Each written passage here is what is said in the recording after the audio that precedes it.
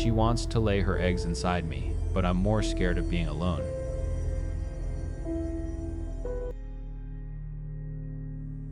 I woke up with her back pressed against mine, and for one stupid, perfect second, I thought it was all a bad dream. Zosim. She was here, a warm line against the cold silk of the sheets. Her skin was smooth, refusing to stick to the tacky fabric that still clung to me like a half-dried shroud. I could almost forget. I could almost believe she was just the woman I'd fallen for. The only thing wrong with the picture was the heavy, suffocating weight of the web blanket pinning me to the mattress. The room didn't smell like blood and fear anymore. It just smelled of her, that sweet, earthy scent like night-blooming flowers. She'd even cleaned the door. The frantic, desperate smear Kaylin had left behind was gone, scrubbed into the wood grain until only a faint, rust-colored ghost remained. You'd only see it if you knew what you were looking for. My throat worked. At least I could speak now. Zosime? My voice came out a splintered wreck. She made a soft noise, stirring in her sleep before rolling over. Her arms stretched, then wrapped around me. A cold, thin attempt at an embrace. Morning, she mumbled into my shoulder. My mind was a hornet's nest of things I needed to scream at her. What did you do? Where is he? But the truth was a stone in my gut. I knew the answer. I just didn't want to hear her say it. Last night, I started, the words catching in my throat. Kaylin, did he? The doctor stopped by, she said, her voice washing over mine. We didn't want to wake you. He said you'll be fine, just need rest. She watched my face, her eyes searching for something.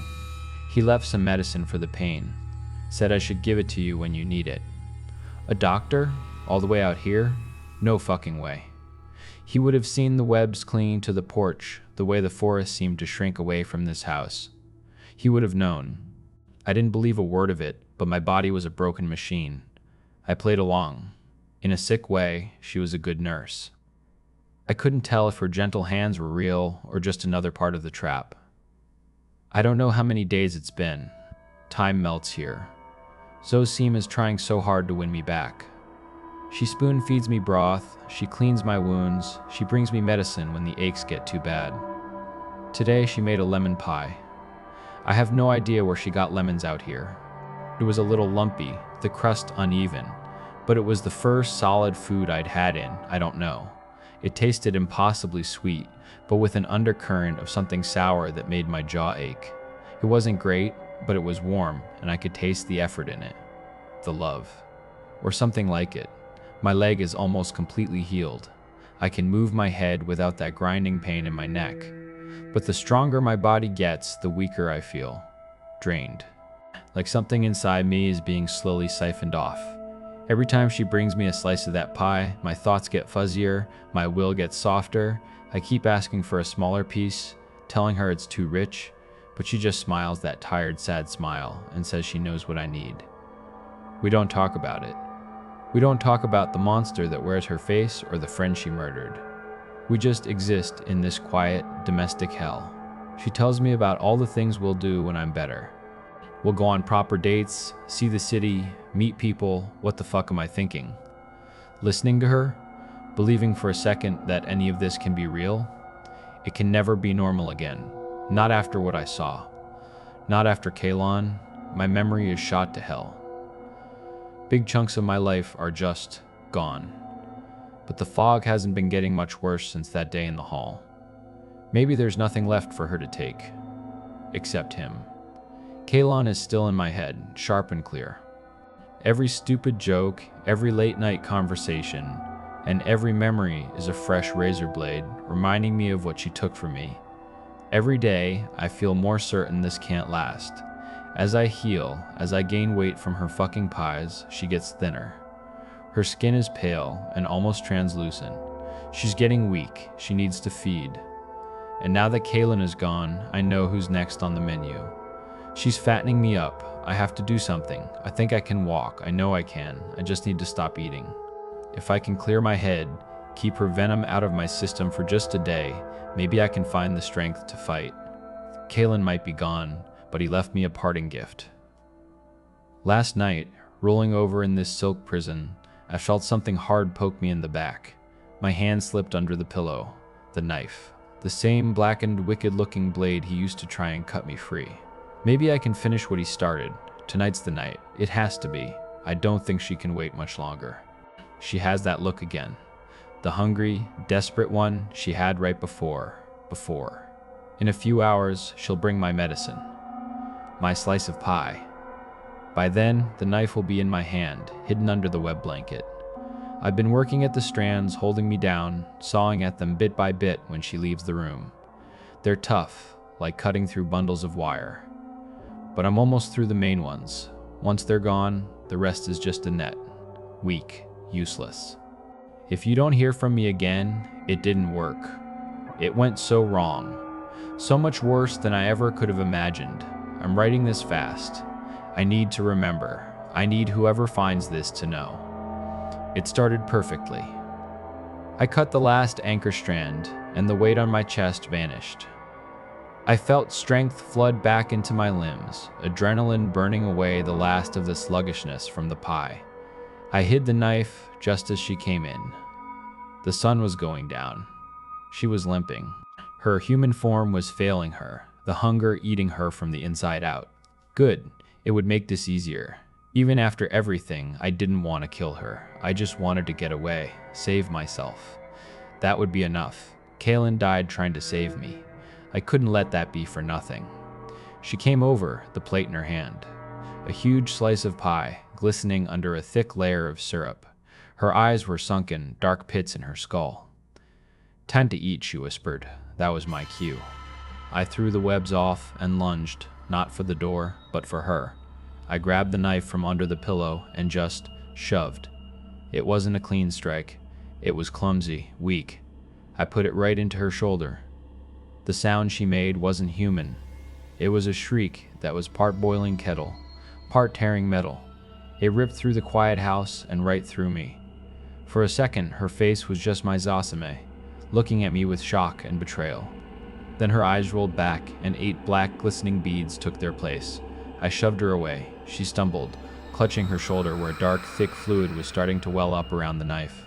I ran. My legs screamed in protest, but I didn't care. I hit the hallway at a dead sprint. Behind me, I heard it. The sound. The wet cracking of bones, the tearing of skin. It was faster this time. Angrier. Urgent. A symphony of absolute agony. It climaxed in a deafening screech and a heavy, wet thud. Then silence. I didn't look back. I didn't care if she was dead or right on my heels. I just ran for the front door. I was almost there, my hand reaching for the knob, when I stopped. Guilt. For one insane second, I felt the pang of guilt for stabbing her, for leaving her. That 1 second was all she needed. Something thick and sticky whipped out of the darkness behind me. It wrapped around my ankle and pulled. My feet went out from under me and my head cracked against the floor. I was being dragged back into the dark, scraping against the wooden planks. I saw her then, scuttling across the ceiling.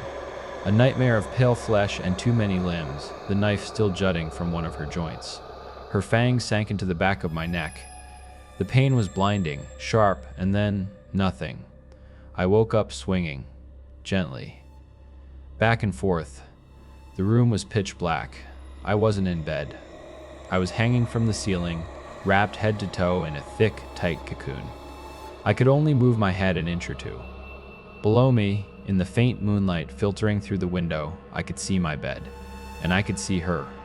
She was sitting on it, back in her human form, dabbing at the wound on her shoulder with a cloth.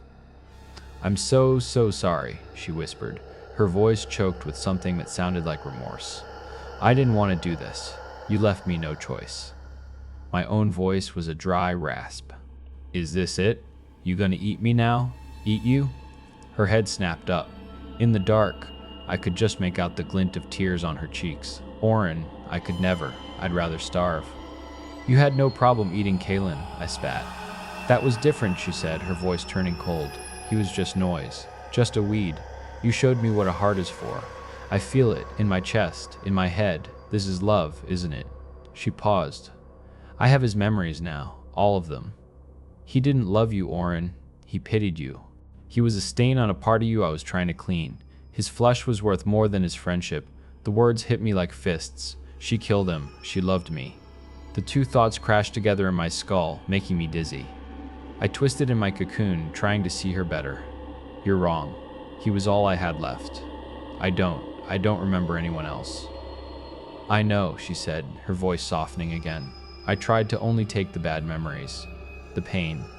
He was like pulling weeds from a garden. But I see now, there was nothing left but him. He was the last weed poisoning the soil. I should have taken him first. She stood up and walked directly under me, looking up. Her face was a pale oval in the darkness. There's only one thing to do now. I can't leave you with this last memory. It hurts you. It hurts us. I could feel her gaze on me, an almost physical pressure. I promise you, I'm real, she whispered, and her voice was a lullaby. Let me clean this last mess. Let me make you new. Her 8 eyes bloomed in the darkness of her face, cold and ancient and full of a terrible, possessive love. We can start over. My mind raced. Hollow me out completely. A blank slate.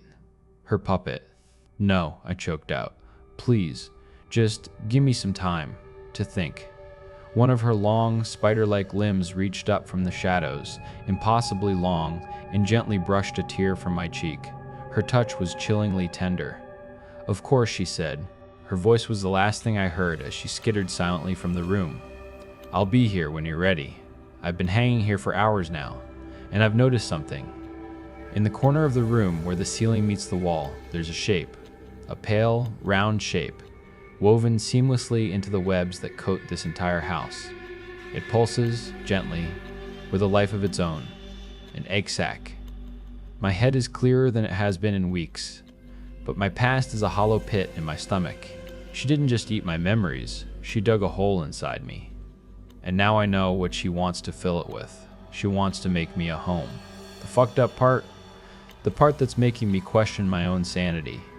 I don't know what terrifies me more, being eaten from the inside out by her children, or being alone again. She promises a new life, one without pain, one where I am loved. The only other choice is this. Hanging here, waiting for an escape that will never come. Kaylin's knife is gone. My strength is gone. All I have left is a memory of a friend, and soon she'll take that too. I'm her puppet, and I'm starting to think I'd rather have her strings attached than be left to collapse under the weight of my own life.